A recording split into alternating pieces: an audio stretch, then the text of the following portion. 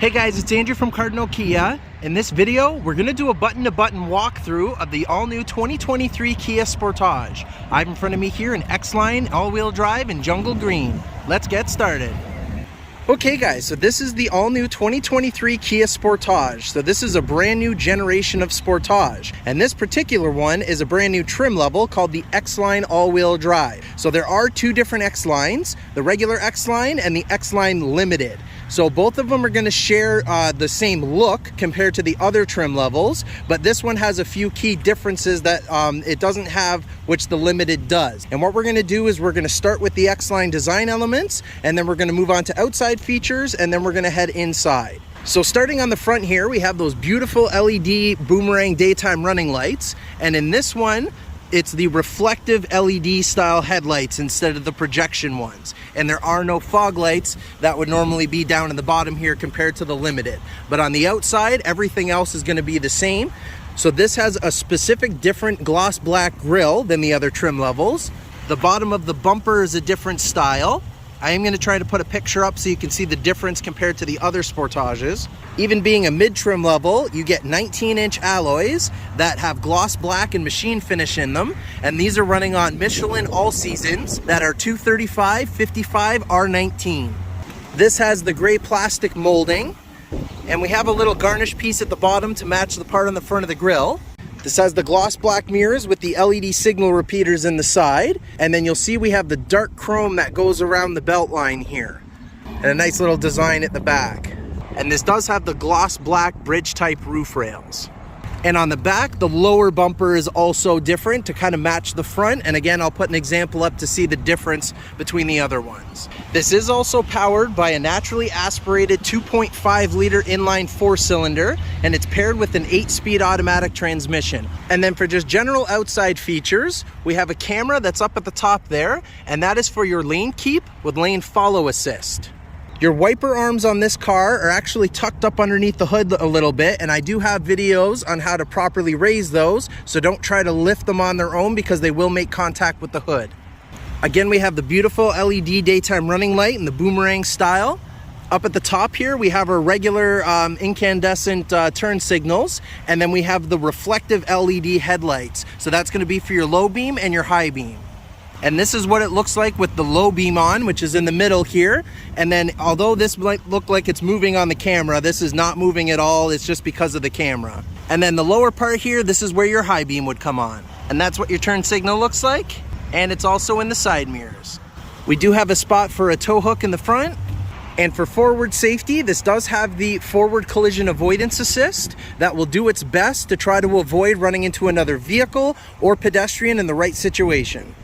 On the side mirrors, we do have our indicators for the blind spot collision avoidance assist. So not only is this a blind spot warning, but if you attempted to make a lane change with your turn signal on and there was somebody physically in your blind spot, the car will apply the brakes on the opposite side and pull itself back into its lane before making contact with the vehicle next to you. The gas door is on the driver's side, and it's just a pop from the outside and also locks with the doors.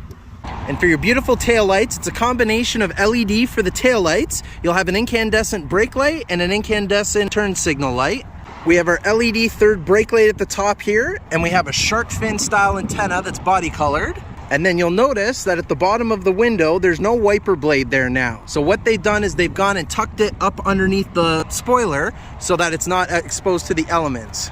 We have our new Kia badge, we have our Sportage badge, and then we have the specific X-Line badge. In the lower bumper, you do have your rear parking sensors. And just for reference, this is where your reverse light is, right here in the center. And you also have a feature called rear cross traffic collision avoidance. So if you happen to be backing up and somebody's walking or driving in from the side, it's going to audibly alert you out loud with arrows on your backup camera screen telling you what direction they were coming from. And if you were still continuing while they're still coming, your car would then stop itself to the best of its ability before ending up in the path of whatever it is that's coming. Now this is an employee's car, so there is a little bit of love on it, but the backup camera is just above the license plate there. And the button to open the hatch is right next to it. And back here, we have our class-leading cargo space behind the back row. I'm going to put the numbers up on the screen to show you what kind of capacity it has. The seats do go down in a 60-40 split, and now what they've done compared to the previous generation is they've added these pulls in the side. So when you give that a pull, it's going to allow the seat back down, and you can do that for both sides. And this is with the seats fully flat, so there's hardly any hump in between. It is very flat. And to bring these rear seats back up, we have to pull up on the lever here, and then you can lift the seat back into place. And to the left side of the cargo area, they do give you a 12-volt old school cigarette lighter plug or auxiliary port. In the under storage, you do have a temporary spare tire, and it does come with the tools. And if we lift this up and back, there's also the jack kit for it as well. And if you wanted to, you can bring this back and you can actually drop the floor down just a little bit if you need to gain some extra height in the cargo area. There are also spots off to the side here that these are just kind of clipped in. So if you go ahead and just give it a pull, then you have a little cubby there, and then there's another one on the other side. And then you just go and place this back in, firmly press it down, and it'll snap back into place. And there are spots here on the side for if you want to get a privacy cover for the back as an accessory. And they do give you a pretty hefty handle to open and close the lift gate, but it's not too heavy. The X-Line is a push-button start Sportage, so you do have your smart fob, and on the smart fob you have your lock button, your unlock, we have your panic button, and there is a built-in remote start here where you can go ahead and just remote start it right from the key fob itself. And cancel it also if you need to. You can also pull the key out of the bottom as it's tucked away because it's not normally needed. You can unlock and lock the doors from this black button on the outside of the door when your smart fob is within proximity of it. And this is a cap over top of the actual keyhole. And heading inside, on your driver's door, there's some nice soft touch material here to rest your elbow. We have a newer style door handle and some wood grain finish for the X-Line. And then your controls on the door are for your power side mirrors, your power locks, your power windows with auto down for the driver's window, and your window lock. There are also bottle holders in the door pockets. The interior of the X-Line only comes in black, but it comes with this beautiful quilted synthetic leather. The seat belt height can be adjusted, and the driver's seat is an 8-way power seat. So you can go forward and back, you can go up and down, you can have the seat back, forward and back, and then you have forward and back for your lumbar support. These are optional Kia liners, come in handy. If you need to pop the hood, is down here to the left of the dead pedal. And if you need to access the interior fuse panel or the OBD port, is right here to the left of the steering column. And the X-Line has gloss black elements throughout the dash, along with the wood grain finish. Also to the left of the steering column are the plus and minus buttons here, where you can increase or decrease your dash illumination. You can also turn off the traction control from this button, and this one's for your electronic parking brake. The steering column is telescopic, so the lever is to the left side here, and you can adjust it up, down, and in and out. To the left of the steering column is your light arm, and you can use this to adjust whether you want the headlights fully on yourself. You can turn your parking lights and taillights on. You can set it to automatic so you don't have to worry about it, or you can turn them off, and then when you're ready, you go ahead and put it into whatever position you want. You also have your auto high beam assist, and you have one-touch turn signals. If you hit your turn signal lightly, you get 3 blinks for a quick lane change.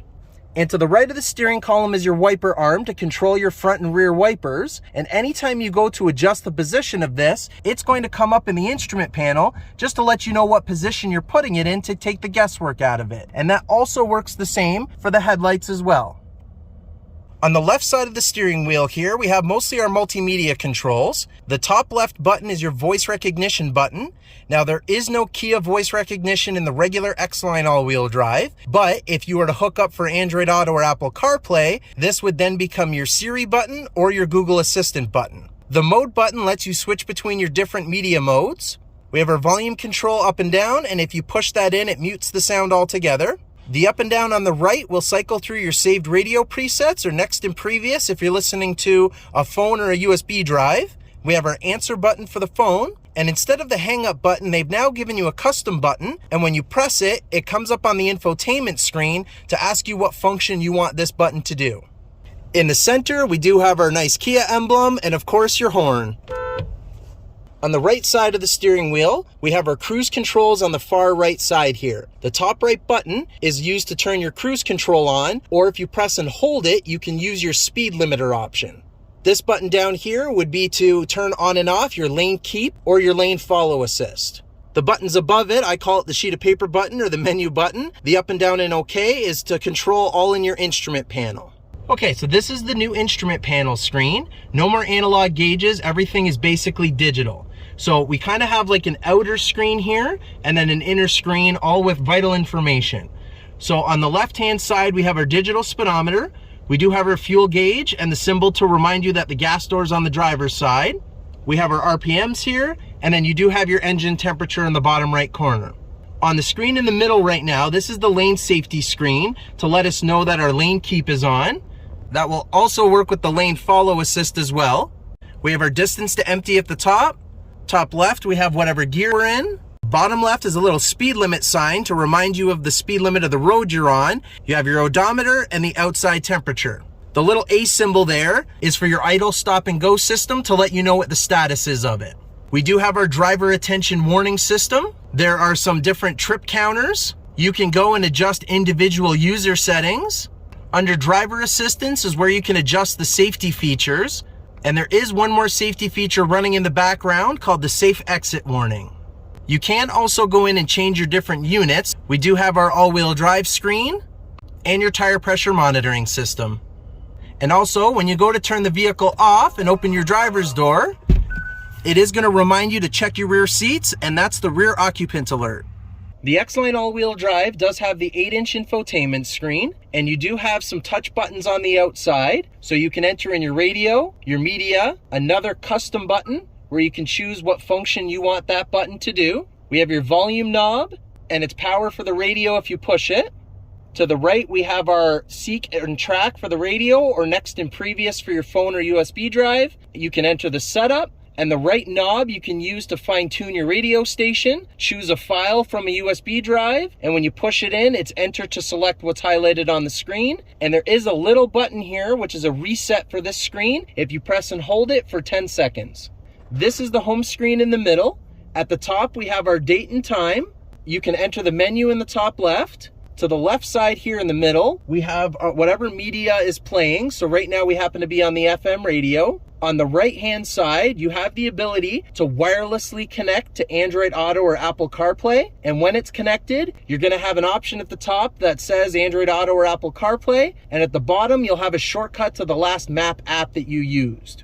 Down at the bottom, you can enter in all menus. This vehicle does have quiet mode. You can also bring up a QR code if you want to bring up the user manual on your phone. And when your phone's connected, you have the ability to go in and look at your call history, your contact list. You can set favorites, and there's even a dialer you can use as well. Going into media is the same as over here, where you can select what media input you want to use, and you can enter setup from down in the bottom right. And when we select the radio on the left-hand side, that brings it up to the full screen. On the left-hand side, you have your saved radio presets. You get 40. You can switch between AM and FM. And this car does have HD radio. So if you select a station that has it, once it loads, you're actually going to get better sound quality for that station. You'll get some information at the bottom, and you'll also get the other HD channel stations available on that station. And when you go into reverse, your backup camera is going to come up on here, and you have your dynamic parking guidelines. So when you turn the steering wheel, it'll project which direction you're headed. And you do have the option to go in and change your camera angle as well. Underneath the radio screen in the center here is your four-way flasher or your emergency hazard lights. The vents can be adjusted by moving it to where the airflow is if you want them to be open, or you move them in the direction of the X and the airflow will stop. The climate area is straightforward. We have our fan speed knob, we have our temperature knob. The coldest AC will be all the way down to max AC. And then we have our mode buttons of where we want the air to come from, our front and rear defroster buttons. The rear does include the side mirrors. You can turn your air conditioning on, and then we have our air recirculation. Underneath the climate area, behind the little door here, is a 12-volt auxiliary plug.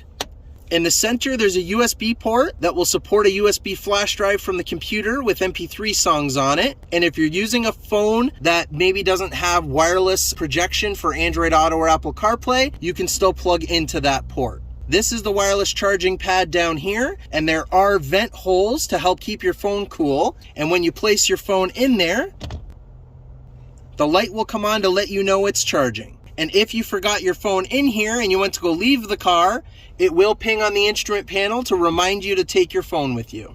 And a USB-C fast charging port. And in the center console here, this is your engine start and stop button. Next to the shifter, we do have the plus and the minus here, which is for your Sportmatic mode.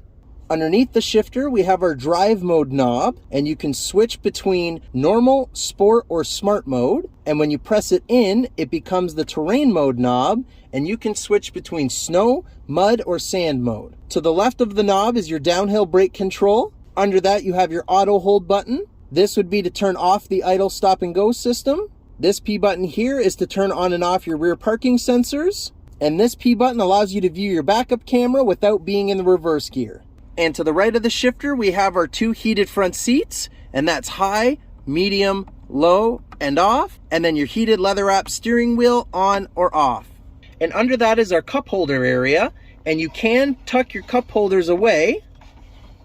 And it's going to give you room here. They say that you can fit even a 10-inch tablet or an oversized wallet, whatever you need to fit in there. And when you're ready to use the cup holders, you just go ahead and press the button, and your cup holders are going to fling out, ready for you.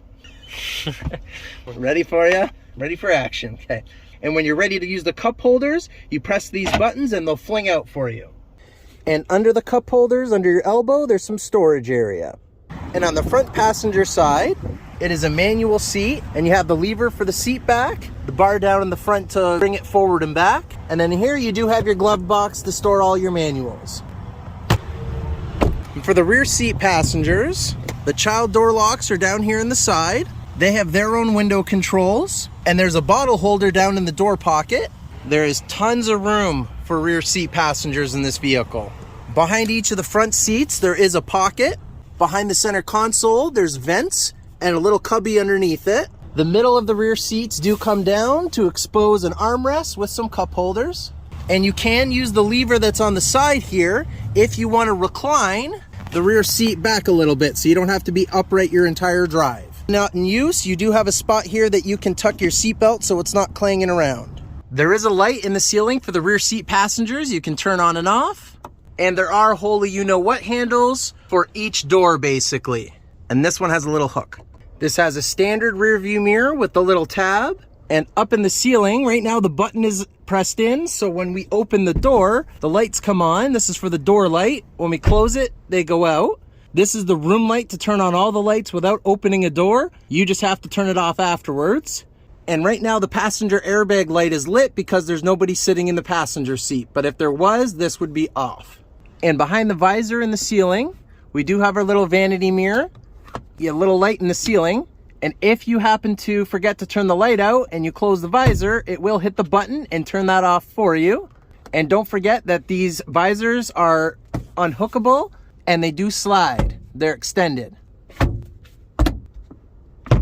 And there you have it, guys. That's our walkthrough of the 2023 Kia Sportage X-Line all-wheel drive. Forgive me if I missed a thing or two, but I think we got the majority of it down. And I do have individual how-to videos on a lot of the features that are in this vehicle. Thank you for watching, guys.